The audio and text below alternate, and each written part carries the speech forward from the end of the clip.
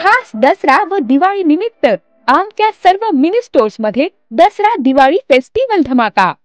खास फेस्टिवल निमित्त असंख्य व्हरायटी उपलब्ध। होलसेल पेक्षाही कमी किमतीत खरेदी।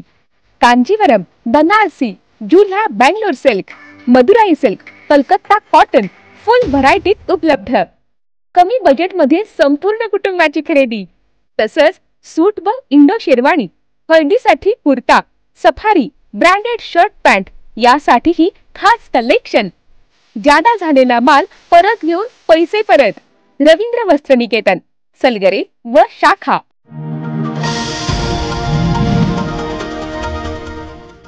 राज्यभरात कंत्राटी भरतीवरून विरोधकांनी भाजप सरकारवर आरोप केले होते, पण कंत्राटी भरतीच्या निर्णयाला सुरुवात ही 2003 साली काँग्रेस राष्ट्रवादीच्या सरकारमध्ये झाली होती। सदरचा निर्णय हा भाजपा सरकारने घेतला असल्याचा आरोप होतोय। त्यांच्या निषेधार्थ मिरजेतील भाजपा युवा मोर्चाच्या वतीने आघाडी सरकारच्या प्रतिकात्मक पुतळ्याचं दहन आणि कंत्राटी पद्धतीने पोलीस भरती केल्याचा व्यक्त केलेला जाहीर निषेध करण्यात आलाय। कामगार मंत्री तथा सांगली जिल्हा पालकमंत्री सुरेश खाडे, पश्चिम महाराष्ट्र संघटक मकरंद देशपांडे, मिरज विधानसभा प्रमुख मोहन वनखंडे यांच्या उपस्थितीत हे आंदोलन करण्यात आलं। कंत्राटी पद्धत उद्धव ठाकरे सरकारने कायम ठेवली होती। सदरचा निर्णय हा भाजपा सरकारने घेतला असल्याचा आरोप सातत्याने महाविकास आघाडी उद्धव ठाकरे, शरद पवार यांच्या वतीने केला जात होता, परंतु उपमुख्यमंत्री गृहमंत्री देवेंद्र फडणवीस यांनी सदर प्रकरणाचा कागदोपत्री पुरावा सादर करत महाविकास आघाडीची पोलखोल केली। याचाच निषेध म्हणून भाजपा युवा मोर्चाचे सचिव सागर वनखंडे यांच्या नेतृत्वाखाली आघाडी सरकारचा धिक्कार करत प्रतिकात्मक पुतळ्याचं दहन करून मिरज शहर गांधी चौक या ठिकाणी आंदोलन करण्यात आले। यावेळी दिगंबर जाधव, नगरसेवक पांडुरंग कोरे, बाबासाहेब आळतेकर, रोहन धुळुबुळू, संदीप सरगर, भाजपा जिल्हा पंचायत अध्यक्ष रविकांत साळुंखे, श्रीकांत तेडके, ज्योती कांबळे, युवा मोर्चा पदाधिकारी, नगरसेवक, भाजपा कार्यकर्ते मोठ्या संख्येने उपस्थित होते। कवठेमंकाळ तालुक्यातील आरेवाडी येथे उद्या दुपारी 2 वाजता धनगर बहुजन समाजाचा दसरा मेळावा आमदार गोपीचंद पडळकर यांच्या वतीने आयोजित केलाय।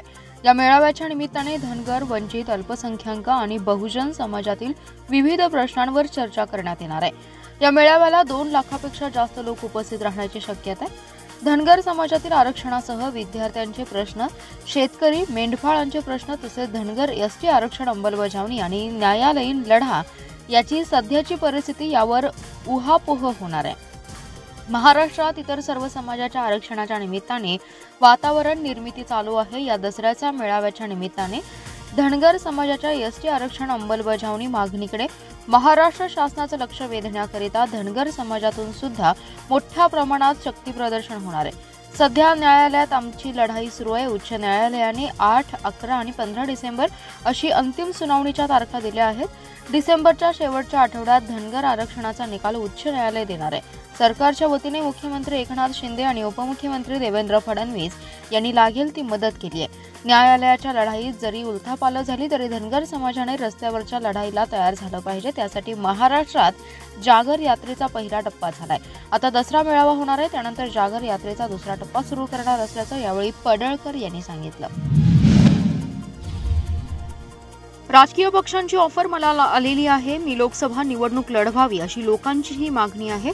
सध्या तसा काही निर्णय घेतलेला नसला तरी तशी वेळ आली तर लोकसभा लढवण्याचा 100% विचार आहे, असं स्पष्ट करत डबल हिंद केसरी पैलवान चंद्रहार पाटील यांनी आगामी लोकसभेच्या आखाड्यात उतरण्याचे संकेत दिलेत। जिल्ह्यातील 1000 युवकांना घेऊन दिल्लीत जाऊन सैनिकांसाठी रक्तदान करण्याच्या उपक्रमाची घोषणा आज चंद्रहार पाटील यांनी पत्रकारांशी बोलताना केली।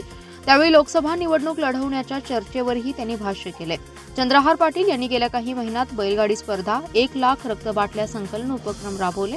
तेव्हापासून ते लोकसभा निवडणूक लढवण्याच्या तयारीत असल्याची चर्चा सुरू आहे। देशात जेवढे पक्ष आहेत त्या सर्वांची मला लोकसभा निवडणूक लढवण्याची ऑफर आहे, तशी विचारणा झाली आहे। मी अद्याप कोणताही निर्णय घेतला नाही। जिल्ह्यात फिरताना लोक लोकसभा निवडणूक लढवण्याबाबत आग्रह करतात। मी लोकसभा निवडणूक लढवावी अशी लोकांची मागणी आहे। तरी तशी वेळ आलीच तर 100% निर्णय घेऊन वाटचाल सुरू राहील। पदावर नसताना इतकं काम करत आहे, त्यामुळे लोकांचा निवडणूक लढवण्याचा आग्रह आहे। काम करणाऱ्यांच्या पाठीशी जनता असते, त्यामुळे काम करणाऱ्याला पक्षाची गरज नाही। मात्र लोकसभा लढवण्याचा आपला 100% विचार असल्याचंही त्यांनी स्पष्ट केलंय। तब्बल 2000 दिवस अखंडित स्वच्छता अभियान राबवण्याची किमया करणाऱ्या सांगलीच्या निर्धार फाउंडेशनची दखल इंडियाज वर्ल्ड रेकॉर्ड या संस्थेने घेत त्यांचा जागतिक विश्वविक्रम नोंदवलाय.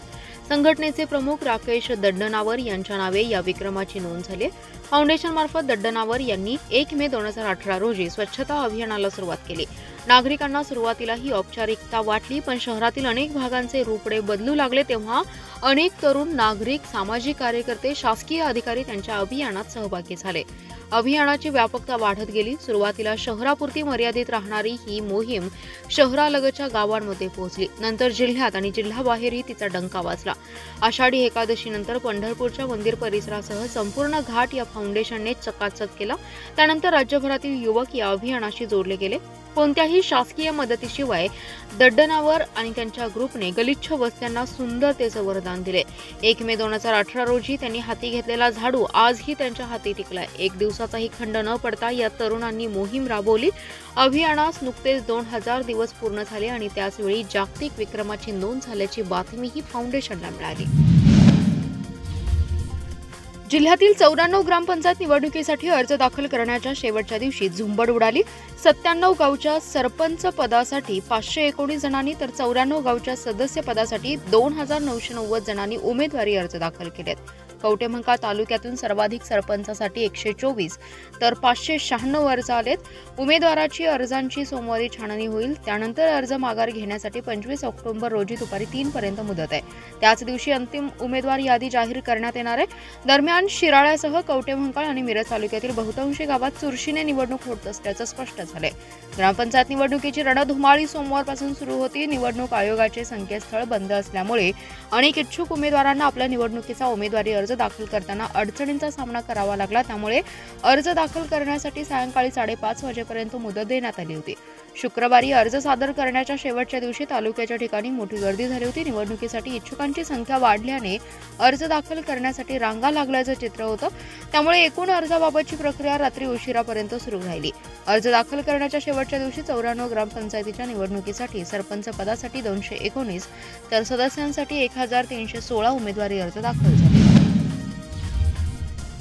देश रक्षणासाठी जीवाची बाजी लावणाऱ्या सैनिकांना मानवंदना म्हणून सांगलीतील 1000 युवकांना रेल्वेने घेऊन जाऊन रक्तदान करणार असल्याची माहिती डबल महाराष्ट्र केसरी पैलवान चंद्रहार पाटील यांनी दिली आहे. 19 नोव्हेंबर रोजी दिल्लीच्या आर्मी हॉस्पिटलमध्ये हे रक्तदान होणार असून यासाठी 16 नोव्हेंबर रोजी सांगलीतून युवक रेल्वेने घेऊन जाणार आहे. डबल महाराष्ट्र केसरी पैलवान चंद्रहार पाटील युथ फाउंडेशनने या जय हिंद महारक्तदान यात्रेचं आयोजन केलं असून याबाबतची माहिती देताना पैलवान चंद्रहार पाटील म्हणाले, 1 लाख बाटल्या रक्त संकलन करण्याचा संकल्प केलाय. 3 महिन्यांपूर्वी पुणे येथे मिलिटरी हॉस्पिटलसाठी 250 युवकांचं रक्तदान शिबिर घेतलं होतं. आतापर्यंत 12,000 जणांचं रक्त संकलन करण्यात युथ फाउंडेशनला यश आले. दिल्ली येथून सशस्त्र सेना आधान केंद्राकडून रक्तदानासाठी संपर्क झाला. जिल्ह्यातील जवळपास 10,000 सैनिक विविध दलांमध्ये सेवा बजावत आहेत. या शूरवीरांसाठी आपलं रक्त कामी येऊ शकतं हे गावोगावच्या युवकांना पटवून दिलं. युवक, निवृत्ती सैनिक, महिला अशा 1000हून अधिक जणांनी नोंदणी केली. या सर्वांसह एक रेल्वे भरून महायात्रा काढायची असं ठरवून 16 नोव्हेंबरच्या रेल्वेचं बुकिंग केलंय. ही आर्मी रक्तदाता एक्सप्रेस 18 रोजी सकाळी दिल्लीत पोहोचेल आणि 19 रोजी सकाळी 10 पासून आर्मी हॉस्पिटल येथे रक्तदान करण्यात येईल. या उपक्रमास माजी सैनिक संघटनांनीही पाठिंबा दिलाय. सांगलीतील राजेश नाईक फाउंडेशनच्या वतीने दरवर्षीप्रमाणे यंदाही दसरा उत्सवाचं आयोजन करण्यात आले. 24 ऑक्टोबर रोजी भव्य दसरा उत्सव पार पडणार आहे. 51 फुटी रावण दहन या दसरा उत्सवाच्या मुख्य आकर्षण असून त्याचबरोबर या निमित्ताने विविध मनोरंजनाच्या कार्यक्रमांचे देखील आयोजन करण्यात आले, ज्यामध्ये महाराष्ट्राचे हास्यजत्रा फेम कलाकार प्रसाद खांडेकर आणि नम्रता संभेराव यांच्यासह नामवंत कलाकार आपली कला सादर करणार आहेत.